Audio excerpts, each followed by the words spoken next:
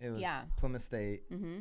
And Ooh, that's where Whitey went. Yeah, and Mm-hmm. I remember that now. And that's the only hotel in town. It was probably a motel. Like you probably had like an exterior entrance. It was a racket, and Yeah. I slept on top of the sheets with my shoes on. Mm-hmm. Shoes on.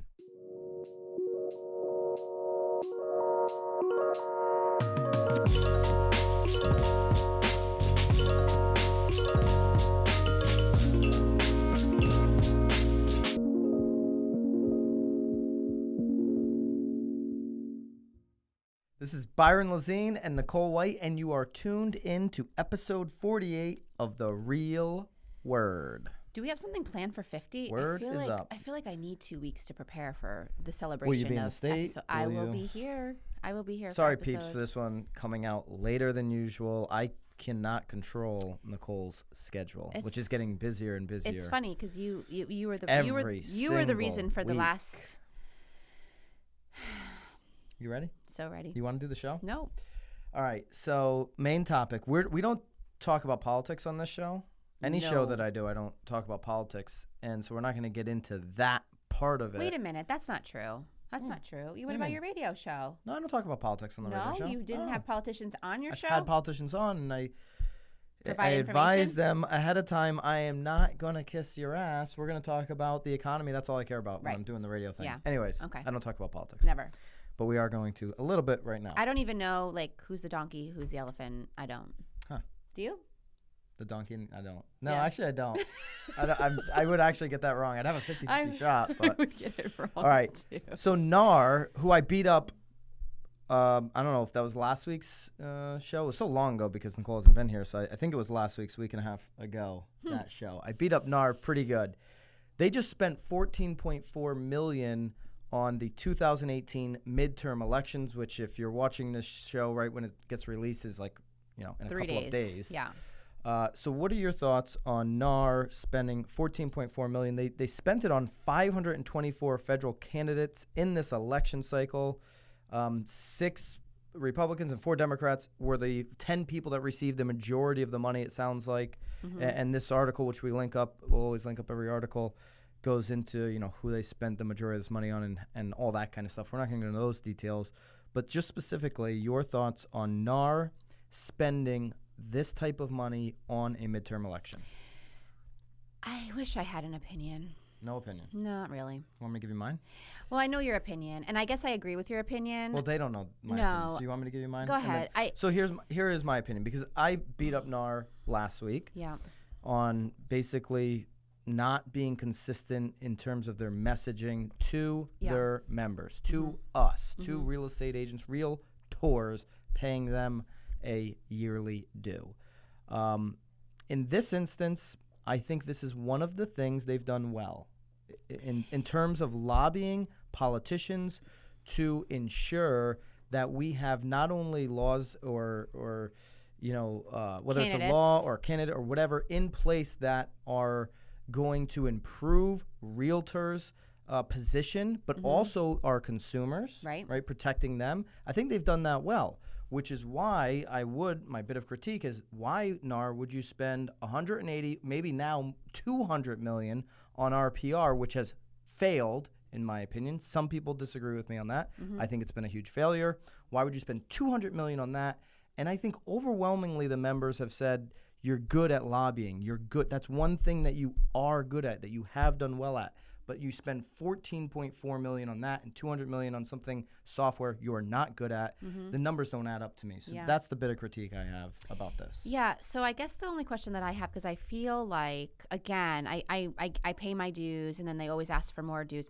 Isn't there maybe it's just locally here in Connecticut? Because I feel like there's a separate spot where you can give money to. Oh, they're always saying, check here or uncheck here if you don't Yeah. want to donate to RPAC. Yeah, and that's really, in my mind, where the money is. Is it? I don't even know that it's necessarily our dues. Isn't it that? From the RPAC? Yeah. It may be. I never donate to the RPAC. I don't either. But it's, again, when I heard this, I was like, okay, so NAR is spending it, but is it our dues? Like, I don't know that it's like really our dues. That's that a good point, and I don't know the answer. So if someone does know the answer, I'd love to see that in the comment section. You can donate to those, and it's interesting because again, I'm the least political person you'll probably ever meet. I don't know if you can Google that real quick, Ness. But every time they want you to donate to the RPAC, it's so hard because like I get what they're doing there because they are lobbying for us and it's great, but you also just are like donating to, like, I don't know if I believe in that candidate's morals and all that Realtor too. PAC questionnaire. It sounds like you are correct, Nicole. Yeah, so it's not really you even should be keeping score how often that happens in this room. Which was that? I don't know. Nicole has a if you've watched the show long enough, have you caught on to Nicole's hms? She was in Texas this weekend for what, 3 days, 4 days? I was there from Sunday to Wednesday, yes. Sunday to Wednesday this week? And somebody mentioned that she a lot. Yeah, we were at dinner. We were there with some builders. So we're building a house for St. Jude Children's Research Hospital. Which you should check out if you are a fan of this show. Yeah, we can link that up. What could we link up? So you can go to the House social media bill. Just go to that. We'll link up the House social media bill website. Thank you. Yeah, so there's 2 builders down there that we are building a house with in conjunction with St. Jude, and all of the proceeds of the sale of the home will be going. Anyway, so midway through the meal, one of the builders full pitch mode there for a second. I had to. So one of the builders turns to me and says, "I think that I have you figured out." And I said, "Excuse me?" He's like, "You have different." Well, it took him 40 hours. This guy's a genius. He is. He's like, "You have different tones. Like like means like you're kind of excited. Like means like you're upset." So he's like, so we're actually now on group text, and the name of the group is called St. Jude. If it's short and sharp, I'm fucking Well, pissed. that's why he did HM period. All right, so I think it's the RPAC money. If someone knows for sure, drop it in the comments. Sounds like so again, it's really not even our due. So this isn't even where our money that we're. So I still have a problem then. No, yes. you're still dead to me because the majority of our dues money is still going down the tubes. I do think they've done a good job lobbying. I hope they continue to do that, and I hope they own that and say this is one of our, this is what we do. This is who we are. We lobby for our members. We'll see what happens. Everybody go vote, though, on November 6th. Wow. Oof, boy. Right? I agree. Everyone should vote. Everybody should vote. Remember we did that Not show on people that like would you are, well, but it's your civic duty. Every time I go on Snapchat, they're like, make sure you register to vote, or Facebook. Oh, well, we did that one show that people were willing to give up their ability to vote in order to own a home. Remember that? We did like a whole racket on that. If I could own a home, I would give up the right to vote. I don't know which episode that was, but maybe let's find out which one it was. Let's link that one up in the comments. Crazy people. No wonder why things are. All right, racket number 1.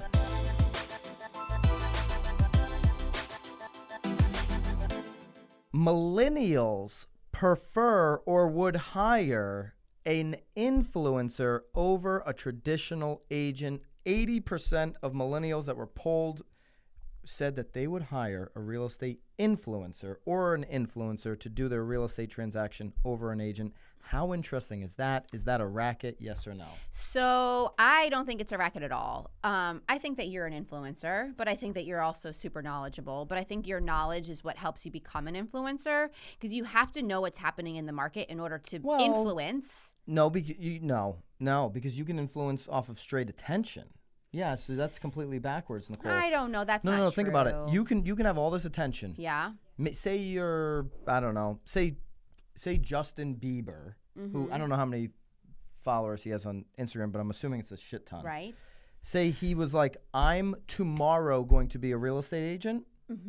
Hit the link in my bio for whatever state you're in, and now he just straight up goes Justin Bieber referrals. Okay, so I was sort of boom. He's making 25% off the next however many deals. I was sort of reading the article more that there are agents that are influencers as opposed to agents that have just always done the transaction. That's sort of how I was reading the article. So, but I think that But hiring is such a broad term, meaning right. Well, I would totally. I mean, as like if I'm selling my home, hell yeah. Right. I mean, their faces everywhere. They're going to be going to those people to see what's happening, or hey, Nicole, you have such beautiful listings. Like, so then all of my listings immediately become beautiful, and people think that they're beautiful. So like on a much smaller scale of influencers, if you just look at influential agents in America today, and Right. certainly $1 Million Listing is a prime Right. example. Mm-hmm. If you look at what some of the things Frederick Eklund and Ryan Serhant have done, Mm-hmm. they have been brought into listings in out of state, out of New York, in California, or out on the Hamptons, or here in Connecticut, Right. wherever, where the agent says, hey, I'm going to give you a referral fee of 25%. Will you come visit my property, maybe do a YouTube video with me, do these types of things? That's them basically taking a referral fee for influencing that transaction. Now, from a client perspective, these millennials saying, hey, I'd sign up and hire so-and-so to be directed to maybe a new agent, or them taking it on if they're local. Right. I think that people that have built up attention in their careers, I mean, we're hanging out with somebody, here locally that's built up pretty good attention in the music industry, Right. and is going to transition into real estate.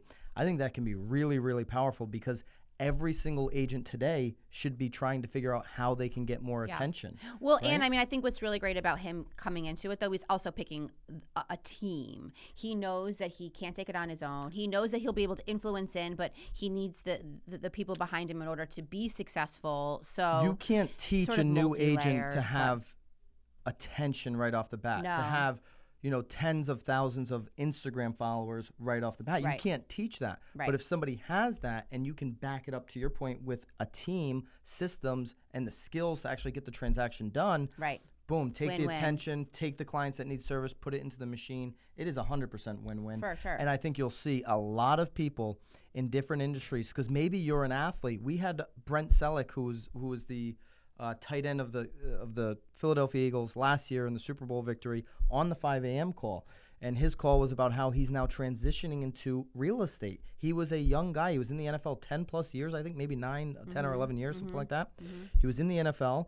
He made his money there, but he doesn't want to stop working. He doesn't Right. want to just be laying on the couch the rest of his life. He's building a career in real estate. Take that influence that you have, take that attention, and pour it into, this is a very lucrative career. Right. Pour it into something like this. Well, Makes a lot of sense. And I think where he'll probably do really well too is that he's a higher end guy, so he knows the luxury amenities that luxury buyers want. So Yeah. he'll probably do pretty well at it.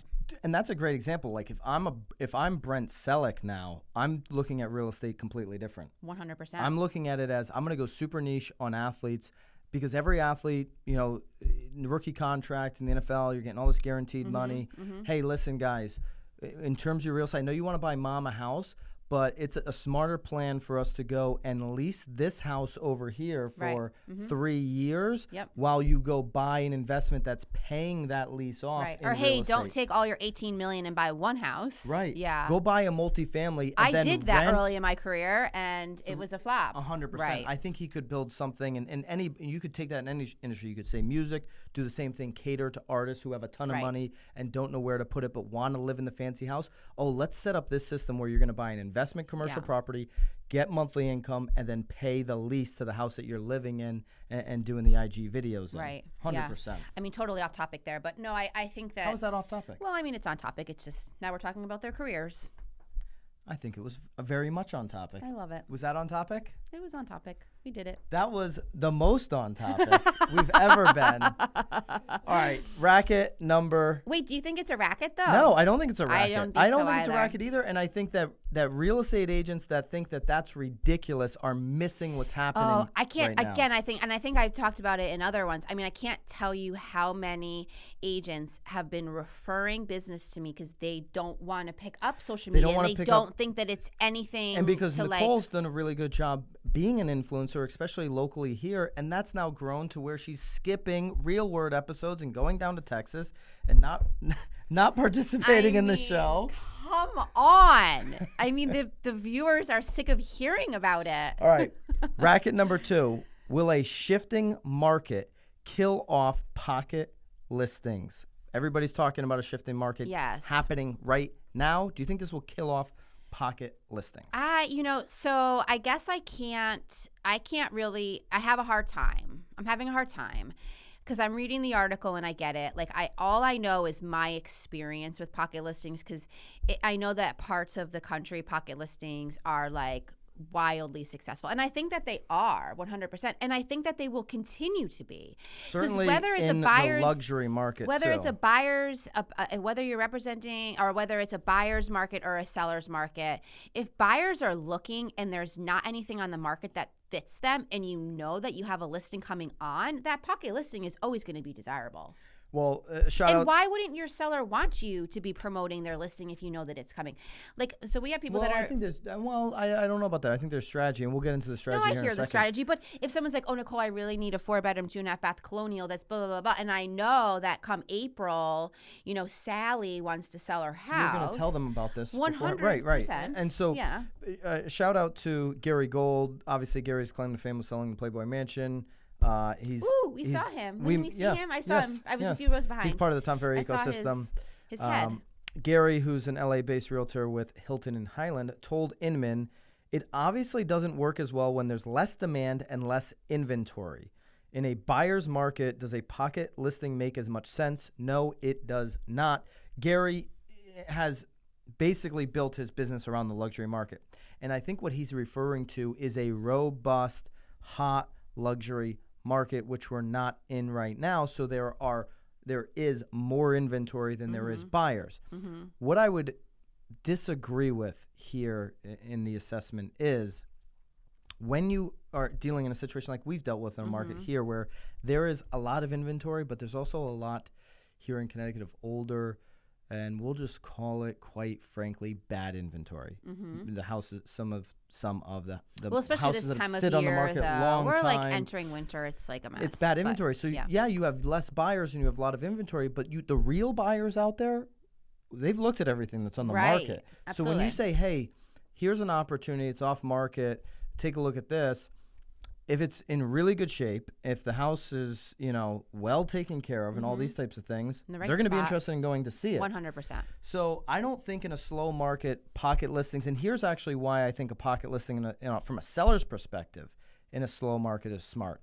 Hey, put this in your pocket. You're definitely going to be talking to buyers. I know you're talking to less buyers than you are in a hot market, but I don't want to sit here and rack up days on market because everybody's got their house on the market. Well, in that article too, at the end, it actually was talking about that pocket listings actually serve sort of multi-purpose, because it also gives you an idea of demand, and are you overpriced, and are you ready for market? Like if you're in the luxury market in Connecticut, purposes. Certain parts, not all parts, but certain sections of Connecticut, you could literally have have nothing wrong with your house. Ooh, we you could sold have a waterfront. We sold a house on a pocket listing. Absolutely. Yes. That was in the luxury. That was just price like range. an aerial photo, and I was like, That's right. I need it. Yeah, that was a good one. Just under $2 million, I think. It was, so, anyways, yeah. But you could have a luxury listing that literally sits on the market for 3 years, and there's nothing wrong with the property. Right. So from a seller's perspective, going pocket and not racking up days on market makes sense to me, even in a market pullback. So that's my thoughts. I think that well, again, I think that this is especially a if racket. Then, so I basically do. think this is a racket. I think it's a racket. I don't think it's. Well, maybe we need to specify two pocket listings. So these are not even coming, because it does talk about coming soon listings in there. You're talking about like strictly a pocket listing that's not going to go on the market, that they have a listing agreement but they do not want it on MLS, or they like what are we? I'm talking not being on the MLS. Yeah. And not coming soon. Yep. Okay. All right. Racket number 3 is location dying. Is that a racket? Well, they're saying is it dying because of the driverless car. The driverless car. What do you think? I think. Is it a thing of a past? Is the focus on location a thing of the past? I feel like location is like actually even more of a thing than it was like 10 years ago. Yeah, I think 100% right now in 2018, November 1 of 2018, location is absolutely the most important variable in real estate. Yes. Yeah, and to your point, it may be more important now than ever. We have 100% seen the cities drive up. We've seen that in smaller towns like ours, where people want to be downtown because, in my opinion, And from our experience, what we've seen is you have the baby boomers that are maybe retiring or have been retired that want downtown feel, and certainly, even though I saw an article recently where it's saying millennials want suburbs, millennials don't want suburbs, people. They can only afford the burbs right now. Well, so this bullshit around I think millennials want the burbs, that's total horse shit. I agree to that. And I think it's interesting, though, too, because I think that even within the suburbs, though, they still want the location. I mean, think about all those like McMansions that have been built that are so far out, and like people that are moving up don't want to move up to those. Some type of amenity. Does that neighborhood have a walking trail? Yeah, like they don't want to build. They don't want to move up there. They want to move up to downtown. Yeah. I gave that one to Ness. What happened? She wanted a walking trail. Everyone wants walking trails. Oh, or yoga, hiking, yogi. big hiking things. This is not going to be a racket though in 20 years, and here is why. When self-driving cars are at scale, when everybody has one, when you're an asshole for driving your Ford pickup truck on the highway. Do you know how many Ford pickup trucks were in Texas? Oh, I'm sure there's zillions of them. Those dudes are going to resist forever. But here's the thing.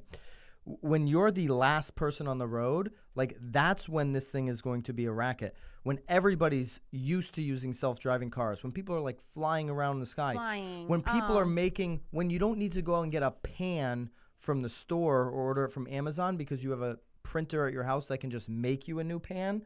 Like when you have full technology at your house, that's when people are going to want to move away to these remote locations because they're just going to bunker down and get like 4,000 square feet and have everything possible that you could imagine in their house and never have to leave. That's when location will become less important. I'm way too social for that. You are. But like I want to go to Amarone's. I know you do. But does Bruno want you there?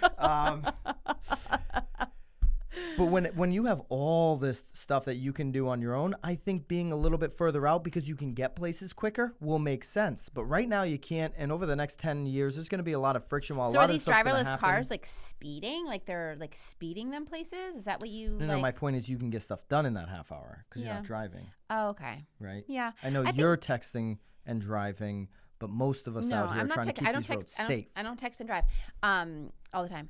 I think that people do like to be, though. Like, I think it's a racket. I think no matter what, I think people are still going to want to be where there's multiple restaurants or that they don't have to drive. People are always going to be drawn to the shores no matter how much of our shoreline gets eaten up. Half hour to, I mean, my father lives in New Hampshire, and when he comes down here, he always forgets that, like, it's like he doesn't have to actually clump all of his trips into one when he's going, like, shopping. I mean, gosh, I think that I don't know. I think people still. But you're not gonna have to shop, is the point, Nicole. Yeah, but it's like, that's I don't know. I like to be around people. I like to wander, and it's sort of like a stress reliever. I don't know. All right, you'll be able to wander on your big 10,000. I guess we'll see. I guess we'll see at episode 2050 what we're talking about. Maybe we'll be talking about location being out. Who knows? We got to get to 50 first.